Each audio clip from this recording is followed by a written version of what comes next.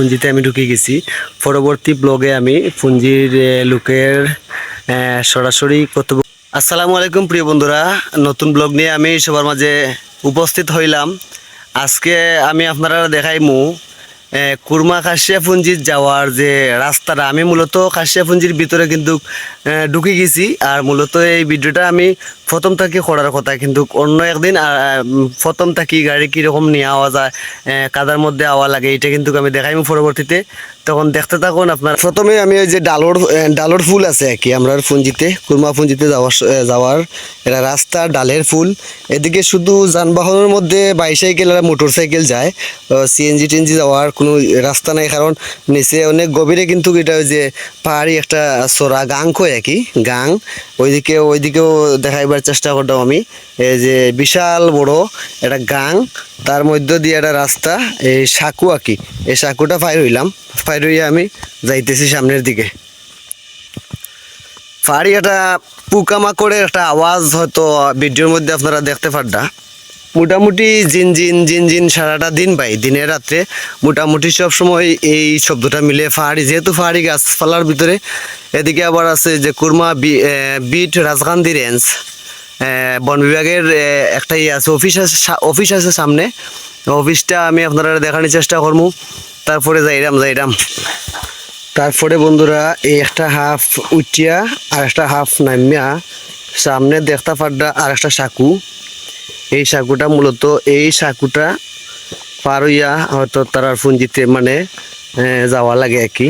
তে এই যে নিচে সাঁকুর নিচে দেখতে পাড্ডা একটা গাং ছড়া কি। এই ছড়াতে মূলত খাসিয়া লোকেরা এটা গোসল দেয় আর কি, গোসল টোসল করে। আর মূলত পানি এখন কম।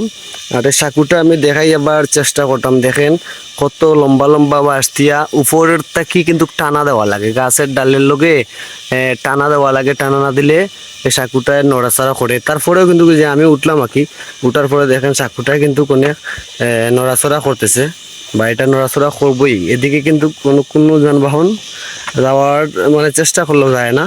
আমি সামনের দিকে দেখানোর চেষ্টা করলাম। এই সাঁকুটা ফাইরইয়া এই সামনেই কিন্তু আমি পুঞ্জিতে ঢুকলাম। ঢোকার পর বর্তমানে আমি খাসিয়াপুঞ্জির এরিয়াতে আমি প্রবেশ করলাম আর কি।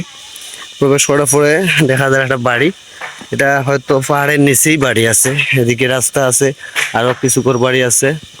আর এদিকে এই যে একটা শ্মশান আছে আর কি খ্রিস্টানের। এখন মন্ত্রী মারা গেছে, কোন নামক এই মন্ত্রীর সমাধিস্থলীটা। তারপরে এদিকে আমি সামনের দিকে গইলাম।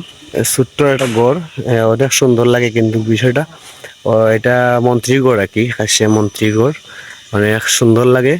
আর একটা ঘর দেখেন, পুঞ্জিতেও কিন্তু দুইতলা ঘর আছে। দেখানোর চেষ্টা করলাম। দেখেন পুঞ্জিতে দুইতলা ঘর, আর খাঁচা ঘর আছে, আরো উপরে আরো দুইতলা ঘর মানে তৈরি হয় আর কি। আর এদিকে যে কিছু বাইসাইকেল মোটরসাইকেল লইয়া যারা পুঞ্জির লোকেরা ঢুকে, এরা কিন্তু কেন এই জায়গায় রাখতে যাওয়া লাগে। এই জায়গাটায় আমি দেখাইবার চেষ্টা করতাম। এই যে কিছু সাইকেল আছে, আর এই যে কিছু সাইকেল আছে, এই একটা মোটর সাইকেল আছে। এই যে এই জায়গাটায় কিন্তু রেখে যাওয়া লাগে। উপরে দিয়ে কিন্তু কার যাওয়ার জায়গা নেই, বা সাইকেল বা মোটর সাইকেল যাওয়ার মতো কোনো রাস্তা নেই আর কি। এই দেখেন ঝুলন্ত ভাবে একটা গড় আছে পুঞ্জিরেই, সে লোক থাকে। উপরে একটা মাটির গড় আছে।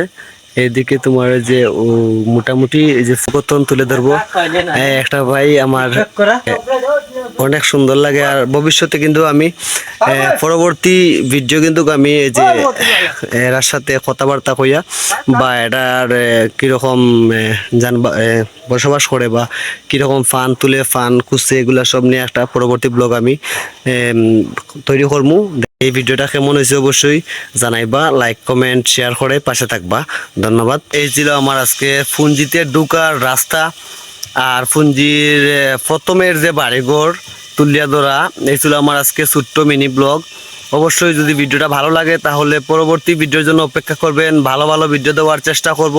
আর ফুঞ্জিতে যাওয়ার পর কিভাবে ফুঞ্জি লোকেরা যে এরকম পাহাড়ের ভিতরে জুম থেকে কিভাবে ফান সংগ্রহ করে বা ফান কুচি করে বা ফান বাজারজাত করে সব কিছু কিন্তু আমি আপনারা তুলে ধরার চেষ্টা করবো। আজকের ভিডিও আমার এই পর্যন্ত। ধন্যবাদ, খুদা হাফিজ। অবশ্যই ভিডিওটা ভালো লাগলে চ্যানেলটি সাবস্ক্রাইব করবা আর ফেসবুক পেজটা ফলো করে পাশে রাখবা। ধন্যবাদ।